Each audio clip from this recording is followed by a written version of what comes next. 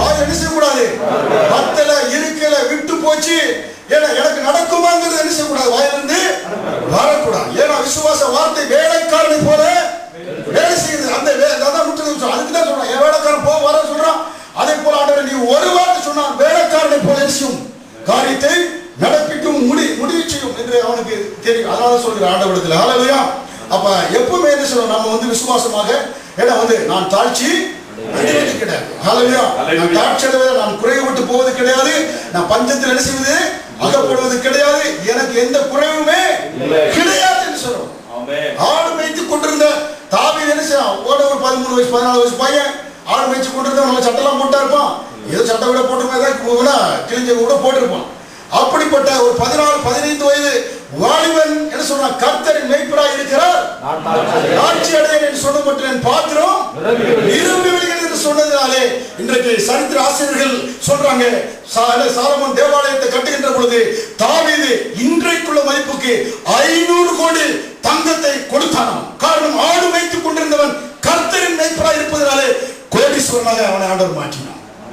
காரணம் வாயின் வார்த்தை. அது நம்ம வாயை பேசுகின்ற பொழுது கர்த்தர் சிறியவனையும் குப்பையில் இருந்தோம் புனிதல் எடுத்து ராஜாக்களோடும் பிரபுக்களோடும் உட்கார செய்வார் என்பதற்கு தாவீது ஒரு சாட்சியா இருக்கிறாங்க.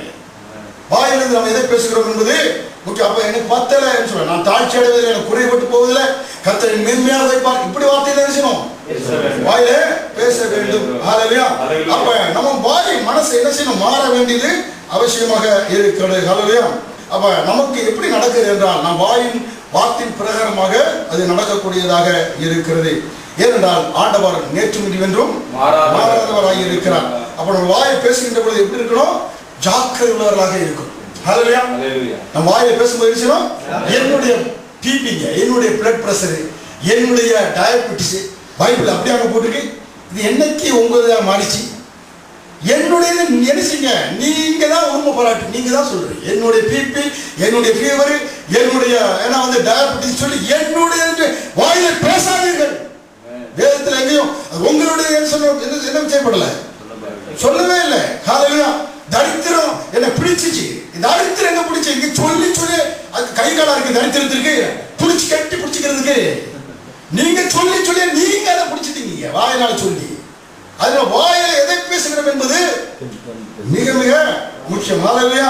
அதனால அப்படி பிரச்சனை வீட்டுல ஏதாவது வருகின்ற பொழுது ஏன்னா நம்ம என்ன செய்யணும்னாக்க, பிசாசு விரட்டும் போல ஓடி போ, அப்படி எண்ணங்கள் மனசுல இருந்தா என்ன செய்யணும், ஓடி போய் பிசாசு அவங்கள உட்காந்து விசாரிச்சுக்கிட்டு எப்போ எனக்கு சூடு ஏறிட்டு இருக்கா, இன்னும் காய்ச்சல் ஏறுமா அப்படின்னு அவங்க விசாரிச்சுக்க கூடாது.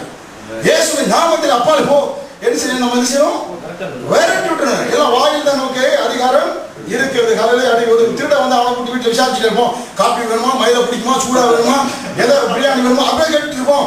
அவன் ஒண்ணு அடிச்சு தோற்று போலீஸ் கேட்டு இருக்கணும்ல. அதே போல அவிசுவாசமான காரியங்களை வாயிலிருந்து துரத்த வேண்டும், பேசக்கூடாது, மனசுல வர கூடாது. ஹல்லேலூயா.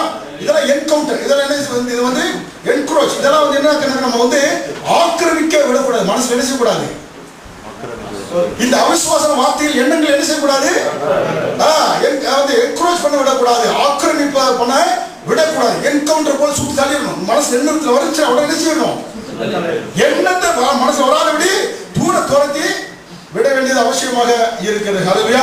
சிலர் சொல்லுவாங்க, இது அலர்ஜி அதெல்லாம் எனக்கு பிடிக்காதுங்க, அப்படியே ஏதோ ஒரு இது மாதிரி சொல்லுவாங்க. ஏன்னா மற்றவங்க எல்லாம் ஏதோ ஒரு இது மாதிரி அப்படியெல்லாம் நம்ம ஒரு இதெல்லாம் பேசிட்டு இருக்க கூடாது. ஹல்லேலூயா.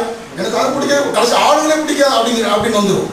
அலர்ஜி ஆளு எனக்கு அலர்ஜி அப்படின்னு அப்படியே மக்களை ஒரு மாதிரி அப்படின்னு நினைப்பாங்க. அப்படியெல்லாம் நம்ம வாழ்க்கையில பேசக்கூடாது. ஹல்லேலூயா. ஏன்னா அப்படி பேசக்கூடாது என்பதற்காக தான் இந்த திருச்சபையில உங்களை கரத்தை பிடிச்சு கொண்டு கத்திர உட்கார வச்சு என்னை மாதிரி பெண்ணை வச்சு பேச சொல்றாங்க. வாழ்க்கை அப்படி பேசக்கூடாது. ஹல்லேலூயா. ஏனென்றால் அந்த வார்த்தைக்கு வல்லமை உண்டு. ஹல்லேலூயா. அப்ப இருப்பதை இருக்கிறத சொல்வதற்கு ஒரு அறிவாளி தேவையில்லை. தரித்திரத்தை குறித்து, வியாதியை குறித்து, வேதனை குறித்து, தோல்வி சொல்வதற்கு ஒரு அறிவாளி தேவையில்லை. புரியுங்களா? நீங்க அதுக்கு ஒரு அறிவாளியா இருக்க வேண்டியது. எனக்கு அப்படி இருக்கு, நடக்காது. புரியுங்களா? என இருக்கிறதை மாற்றுவதற்கு நான் மேன்மையாக வருவேன் என்பதற்கு தான் நமக்கு அறிவு தேவை, ஞானம் தேவை. அதுதான் சபை திருச்சபை என்ன செஞ்சுட்டு இருக்கோம், போதித்துக் கொண்டு இருக்கிறோம். ஹல்லேலூயா. அப்ப இன்றைக்கு சூழ்நிலை இருக்க மாட்டேன். அதெல்லாம் என்ன, இன்றைக்கு தரித்திரமா இருக்கலாம், ஏழையா இருக்கலாம், அது மாயை. எத்தனை பேருக்கு ஊருக்கு வரும்போது ஏழை வந்து எவ்வளவு கஷ்டத்தில் இருந்தீங்க. ஏழை வந்து ஒரு பாய் கூட வாங்க முடியாது, கம்பி கட்டில படுத்து கிடந்தீங்க. 1995 மே மாசத்துல ஹல்லேலூயா 20ஆம் தேதி. ஏன்னா பல வாரங்களாக இந்த பக்கத்துல நான் வந்து இருக்கக்கூடிய ஹிந்து ரோட்ல ஹல்லேலூயா. ஏன்னா வந்து அன்றைக்கு நம்ம ஏழையாக இருந்தோம், அது மாயை. கர்த்தர் அப்படியே நம்ம வச்சிருக்காரு இல்ல இல்ல. அதனால தான் அதை குறித்து என்ன செய்யக்கூடாது, பேசக்கூடாது. ஏழை தரித்திரம் நான் ஓட்டை ஆண்டினேன் பேச, அதெல்லாம் என்னது, மாயை. மாயை. மேன்மையாக வரக்கூடிய காரியங்களை குறித்து வாழ்க்கையில் பேச வேண்டும், பேச வேண்டும். ஹல்லேலூயா. ஏனென்றால் யாக்கோபு 3ஆம் அதிகாரத்தில் வசனம் 2ஆம் வசனத்தில் பார்க்கின்ற பொழுது, யாக்கோபு 3:2, நாம் எல்லாரும் அநேக விஷயங்களில் தவறுகிறோம். ஒருவன் சொல் தவறனானால் அவன் பூரண புருஷனும் தன் சரீரம் முழுவதையும் கடிவாளத்தினாலே அடக்கி கொள்ளக்கூடியவனுமாய் இருக்கிறான். பாருங்க, அப்ப அடக்கி சரீரம் முழுவதும் அடக்கி ஆளக்கூடிய மனுஷனாக மாறுகிறான். ஹல்லேலூயா. அப்புறம் இந்த வார்த்தை தான் நம்முடைய சரீரத்துக்கு என்னது, ஓனராக இருக்கிறது. நம்முடைய சரீரத்துக்கு ஓனர் எது, நம்முடைய வாயினுடைய வார்த்தை. ஹல்லேலூயா. எனக்கு இது எல்லாவற்றையும் செய்து அடக்கி ஆளக்கூடியதாக இருக்கிறது. ஹல்லேலூயா. அப்ப இந்த வாயினாலே என்ன வந்து நல்லதை பேசணும். இந்த வாயினாலே தரித்திரத்தை கொடுத்து பேசினா தரித்திரத்துக்கு ஓனரா மாறி இருக்கீங்க. புரியுங்களா?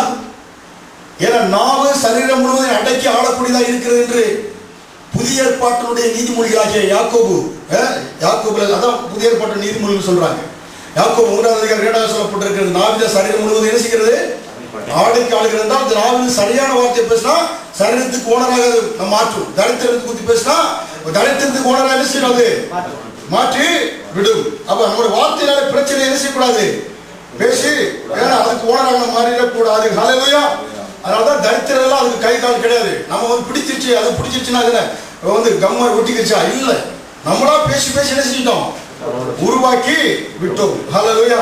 அப்ப நம்ம வாழ்க்கையில 2 Corinthians 4:13 மீண்டும் படிங்க. 2 Corinthians 4:13, விசுவாசித்தேன் ஆகையால் பேசினேன் என்று எழுதியிருக்கிறபடி நாங்களும் அந்த விஷயத்தில் ஆவியை உடையவராக இருந்து விசுவாசிக்கிறபடியால் பேசுகிறோம். பாருங்க, இந்த விசுவாசத்தின் ஆவியை ஏன்னா ஆபிரகாம், ஈசாக்கு, யாக்கோபு, தானியேல், கோலியாத் என்ற தாவீது, சாத்ராக், மேஷாக், ஆபேத்நேகோ இவர்களுக்கெல்லாம் எப்படி விசுவாசித்தார்கள். அதனால என்ன செஞ்சாங்க, பேசினாங்க. ஹல்லேலூயா. ஏன்னா எங்களை விடுவிக்க வல்லவராய் இருக்கிறார். நீ நெருப்பத்துக்கு கூட போடு, சிங்க கெவியில கூட போடு, முதல்ல என்ன செஞ்ச விசுவாசித்தாங்க, பேசினாங்க. அதன்படியாக என்ன செய்யுது, நடைபெற்றது. ஹல்லேலூயா. உங்க வார்த்தைக்கு வல்லமை எவ்வளவு இருக்கிறது, பவர் ஆஃப் யுவர் வேர்ட். உங்க வார்த்தைக்கு இவ்வளவு வல்லமை இருக்கு, நீங்க தெரிந்து கொண்டீங்கன்னா எதையும் மானாங்கடியாக பேச மாட்டீர்கள். ஹல்லேலூயா. அதனால விசுவாசிக்கிறபடியா நாங்கள் என்ன பேசுகிறோம். எதை விசுவாசிக்கிறோமோ அதை என்ன செய்ய வேண்டும், பேச வேண்டும். ஹல்லேலூயா. அப்ப நான் ஒரு அர்ப்பேன் ஒண்ணுக்கு, அதே நீங்க விசுவாசிக்கிறீங்க, சொல்லுங்களேன். நான் எனக்கு நடக்காது, அதே நீங்க விசுவாசிக்கிறீங்க. விசுவாசித்து தான் என்ன செய்ய வேண்டும், பேச வேண்டும். நமக்கு ஒன்றுமில்லை என்பதை குறித்து வாயிலிருந்து பேசக்கூடாது. ஹல்லேலூயா. அது வந்து என்னன்னாக்கா ஃபெய்த் பிரின்சிபிள்ஸ் கிடையாது, அது விசுவாசத்தினுடைய கோட்பாடு அது கிடையாது. ஹல்லேலூயா. அப்போ வந்து பாருங்க, அப்ப வீட்டுல வந்து கணவராக இருந்தாலும் சரி, மனைவியாக இருந்தாலும் சரி, என்ன நமக்கு நடக்க போகுது, குடிமொழிக்கு போகுது, குடிமொழிக்கு போயிடும், அப்படிலாம் என்ன செய்யக்கூடாது, வாயில வரக்கூடாதுங்க. புரியுங்களா? ஏன்னா அந்த வார்த்தைகள் என்ன செய்து அப்படியாக நடக்கக்கூடியதாக இருக்கிறது. நம்ம வந்து வாழ்க்கையில் எல்லாரும் மிஸ்டேக் பண்ணக்கூடியவர்கள் தான். புரியுங்களா? ஏதாவது கோபத்தில் வந்துடும். ஆனாலும் நம்ம என்ன செய்யணும், அதை சரி பண்ணி கொள்ளக்கூடியவர்களாக மாற வேண்டும். புரியுங்களா? ஆத்திரத்தை அவர்கள் பேசிட்டீங்க, ஆனால் நாட்கள் அடுத்த முறை வரும்போது பேச கூடாது. நான் என்ன செய்யணும், அடக்கி வைத்து கொள்ள வேண்டும். புரியுங்களா? ஒரே நாளில் நீங்க சொன்னீங்க, இங்க இருக்கிறீங்க, போறீங்க, வீட்டுக்கு போனோடனே ஏதோ ஒரு காரியம் வேலைக்கு போனோடனே யாரோ கோபத்தை உண்டாகினா படார வாயில் வந்துடும். புரியுங்களா? ஆனால் நம்ம என்ன செய்யணும், இது நம்ம கொத்து வராதியா, நம்ம எப்பயும் போல பேசுவோம் அப்படின்னு போயிடக்கூடாது.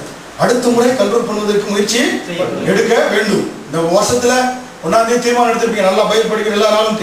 ஒரு நாள் படிக்கலாம், இது நம்ம ஒத்துவரான்னு விடக்கூடாது. வாரத்தில் அப்புறம் ஏன்னா அடுத்த முயற்சி எடுக்கணும். புரியுங்களா? அப்போ வாரத்தில் ஒரு 3 நாளாச்சும் படிப்பீங்க. புரியுங்களா? அப்புறம் அடுத்த வருஷம் அடுத்த மாதம் வரும்போது பிப்ரவரியில் 4 நாள் படிக்க ஆரம்பிப்பேன். பட் டிசம்பர் வரும்போது கரெக்டாக 7 நாள் படிக்கிற அளவுக்கு வந்துடும். புரியுங்களா? ஒரு நாள் விட்டு போச்சுங்கிறதுக்காக என்ன செய்யக்கூடாது, விட்டுறக்கூடாது. ஹல்லேலூயா. அப்போ வந்து நம்ம வாழ்க்கையில மிஸ்டேக் வந்தாலும் அதை சரிபடுத்திக் கொள்ள வேண்டியது அவசியம். ஹல்லேலூயா. அப்ப என்ன செய்யணும், இல்லைங்க நான் பேசுனேன் அந்த மீனிங்ல பேசினேன், அவர் என்ன அந்த மீனிங்ல அந்த மீனிங்ல அவர் எடுக்கலாம். கர்த்தருக்கு தெரியுங்க நான் என்ன மீனிங்ல பேசுறேன். இல்லை யாருக்கு தெரியும்? சும்மா அப்படியெல்லாம் வந்து மானங்களே பேசிட்டு கர்த்தருக்கு தெரியுங்க நான் என்ன மீனிங்ல பேசுனேன்ட்டு இதுக்கெல்லாம் போய் கோவிச்சிட்டு இருக்கலாமா? பேசிருக்கீங்க சில வீட்டில் நல்லா சிரிச்சிட்டு இருக்கு. அதனால வந்து பாருங்க அதெல்லாம் மாற்ற வேண்டும் என்பதற்காக ஆண்டவர் கொண்டு வந்து என்ன வசனங்களை கேட்கும்படியாக வைத்திருக்கிறார். அதெல்லாம் அர்த்தம் இல்லைங்க. கர்த்தருக்கு தெரியும். அதெல்லாம் புரோஜனமே கிடையாது. நான் பேசுனது அந்த மீனிங்ல பேசுறேன் அப்படின்லாம் வந்து நம்ம என்ன செய்யக்கூடாது, ஒத்துக்கிறோம், சரி பண்ணிக்கிறோம். சரி பண்ணிட்டு அடுத்த முறை என்ன செய்யறேன், விசுவாசத்தோடு பேச வேண்டியது. ஹல்லேலூயா. அப்ப மிக முக்கியம். அப்ப யாக்கோபு 1வது அதிகாரத்திலும் 2வது அதிகாரம் 3வது அதிகாரத்தில் பார்த்தீங்கன்னாக்க அங்க வார்த்தை குறித்து அதிகமாக சொல்லப்பட்டிருக்கு. புரியுங்களா? அப்ப என்ன அதன் மூலமாக நம்ம வாழ்க்கை மாறும் என்று நம்ம பார்க்கிறோம். யாக்கோபு 1:23 படிக்கும்போது யாக்கோபு 1:23 எண்ணத்தினாலே ஒருவன் திருவசனத்தை கேட்டும் அதன்படி செய்யாதவனானால் கண்ணாடியிலே தன் சுவாப முகத்தை பார்க்கிற மனுஷனுக்கு ஒப்பாயிருப்பான்.